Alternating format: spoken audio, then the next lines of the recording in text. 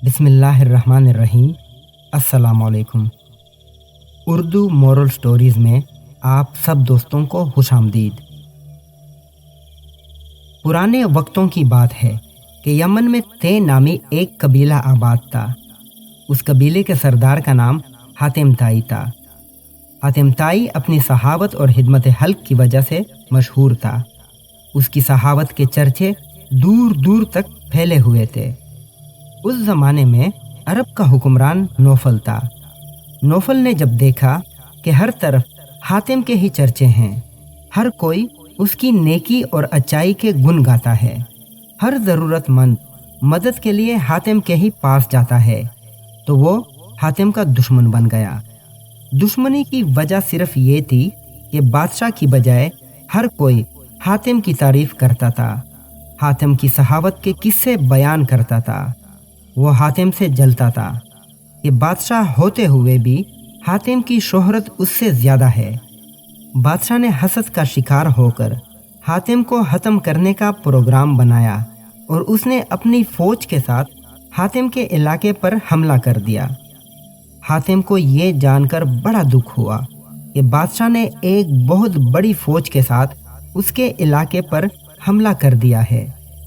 हातिम ने ये सोचकर कि उसकी वजह से खून खराबा होगा, बेगुनाह लोग मारे जाएंगे, उसने अपना शहर छोड़ने का फैसला किया। हातिम अपना शहर छोड़कर पहाड़ों में जाकर छुप गया।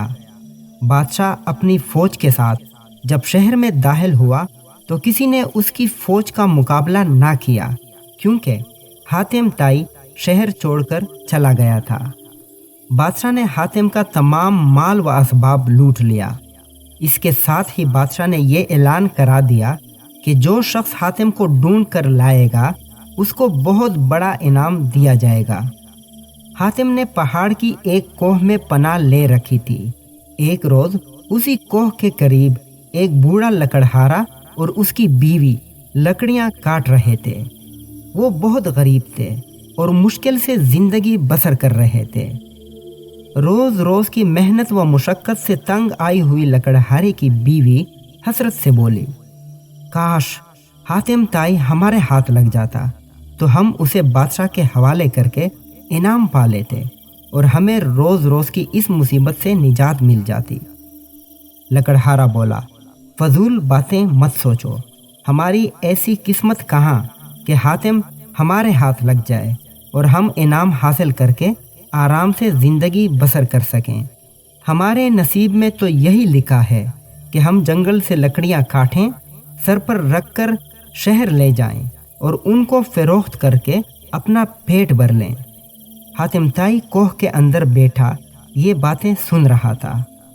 ये सोचकर हातिम दिल में खुश हुआ कि चलो इस बेसरो सामानी की हालत में भी किसी के काम आ सकता हूँ। चुनाचे वो कोह से बाहर आया और बूढ़े मियाँ बीवी से बोला, मैं ही हातिम हूँ, मुझे बादशाह के पास ले चलो और उसके हवाले करके इनाम हासिल कर लो। जल्दी करो, अगर किसी और ने मुझे देख लिया तो फिर तुम हाथ मलते रह जाओगे। हातिम की बातें सुनकर लकड़हारा बोला, भाई तुम्हारा बहुत शुक्रिया। बेशक हम गुर्बत के सताए हुए हैं, मगर हम इतने जालिम नहीं कि तुम्हें बादशाह के हवाले करके इनाम हासिल करें।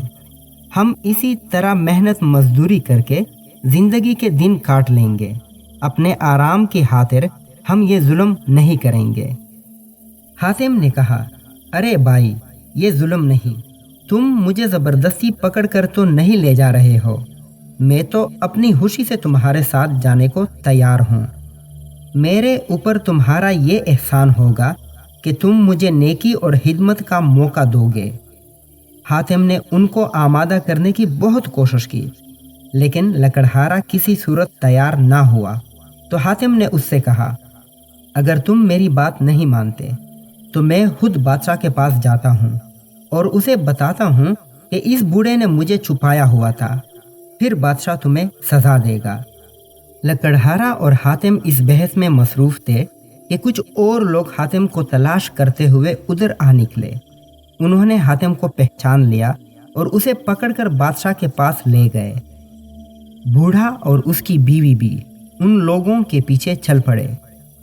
बादशाह के दरबार में पहुंचकर हर शख्स ये दावा कर रहा था कि हातिम को उसने पकड़ा है, वही इनाम का मुस्तहिक है।